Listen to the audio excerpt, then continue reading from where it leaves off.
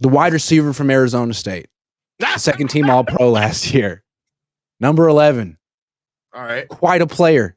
Maybe the best blocking wide receiver in the league.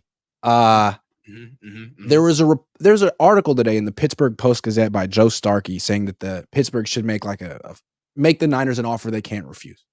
And he's saying the first round pick next year. And he compared it to when the Steelers traded for Minkah Fitzpatrick 5 years ago, traded a first round pick for Minkah mid-season, and it worked out for them.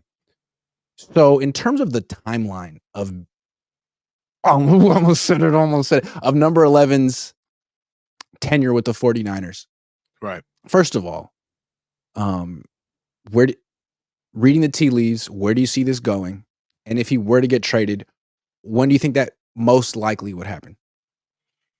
Well, I don't want to step on an amazing point that you brought up earlier in our post-show conversations, but I do believe that it does make sense for BA to get moved in the middle of the season, right? I think it would be prudent for us to understand exactly how the team is going to look with him on the team right now. We got him on the hook for $14 million. At this stage of the game, the sentiments are out the window. We got to look at the production that we're going to get from him and actually what happens when we ingratiate him with the entire offense. Is BA going to be to camp on time, right? This is like a living and breathing situation, in my opinion, right? We got to get him to camp. If he gets there on time, we got to get him inside of the offense, which he already knows. Understanding what BA is going to do. Boom, that counts as 2. Let's go. Sorry. I said can't BA. say his initials either. What? Yeah, that was part of it. But I'll let you slide on that one, even though I said it. We can run it back. No initials, no first name, no last name. Sorry, that's all I care about is this game. Okay. All right. I'm in this whole little universe now. Yeah, all right. Everybody's, everybody's so nice. You got me. All right. So look, all I'm saying is once you move forward with the player, okay. Obviously there's Pittsburgh. Pittsburgh has been somebody that BA is always up.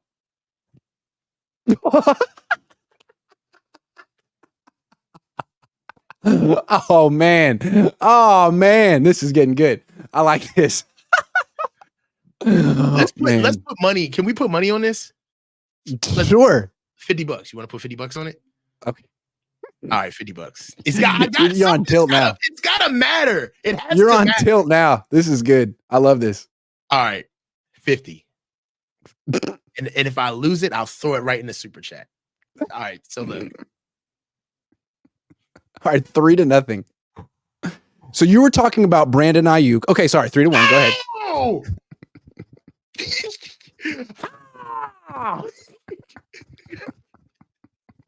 You're back. All right. Okay, 3-1. 3-1. Let's go. So you were saying why you think he's going to get, if he were to get traded, it would be midseason. Yes, I think it's going to be midseason. There's already been reports about Pittsburgh being interested in him. Also, I would think the Commanders or somebody, because of Jaden Daniels and the connection that they have had together. Also, I feel as though that there is a dark horse team, the Giants. I feel like the New York Giants would actually be interested in BA. You're just having a really tough time. I'm having a tough time. Okay, look, let me talk now. Right, let me get you out of this one. Let me do these. All right, look. I think it's pretty clear that the Niners would have traded this player during this past draft if they could have gotten a first-round pick. They didn't. So now the question is, if a team such as Pittsburgh offers a first-round pick next year, would that be something the Niners would like? And I think the answer is maybe, and not right now. You could take the first-round pick now, but it doesn't help you until next year, so there's literally no reason to do it now. You could also take that make that deal at the trade deadline, get some production out of this player, and get more evidence. See what Ricky Pearsall's doing. See what Jacob Cowing's doing. Maybe the Steelers are really terrible and their first-round pick is something you really want. Or maybe they're really good and their first-round pick isn't something you want. More information you could get. But I feel like if you can't get number 11 to sign an extension in the next 3 months, then maybe you prefer to have that first round pick, because if you wait and you tag them and you trade them in the offseason, I don't think you're going to get that first round pick. Nobody's going to move for a first round pick if you tag them. So they are on the clock in a sense to be able to move him within the middle of the season. And you can find a likely suitor who is, they're leveraged. If you look at the draft when we first started, the Niners were trying to move the player, but they were leveraged. Everybody understood what the Niners were trying to do, and they got pretty much lowball offers for him. I do believe that the player is a first round commodity. I don't believe that he's only a second round guy. You can get a low to mid round pick for him, and that is contingent upon a team that when they would make a move for the player, you could see that they would be probably in playoff contention or trying to save their season. So that first round pick would be something where they're saying to themselves, hey, we might as well put ourselves in a position where we know what we got. Right? A pick is still a pick at the end of the day. A first round pick may sound good, but you still got to turn them into something. You still got to hit.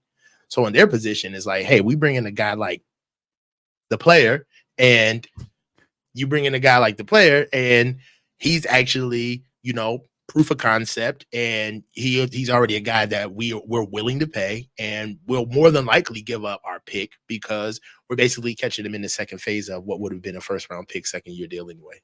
Let's play this out. Let's say so-and-so, he who must not be named, doesn't sign an extension before the season, but plays.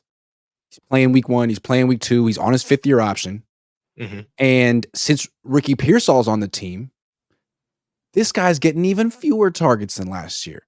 Right. And he's upset because he's in a contract year again, and he's feeling like the Niners are screwing him over and taking money out of his pocket, and he's playing for less than he's worth, and then he's going to get less money next year, and it's an issue.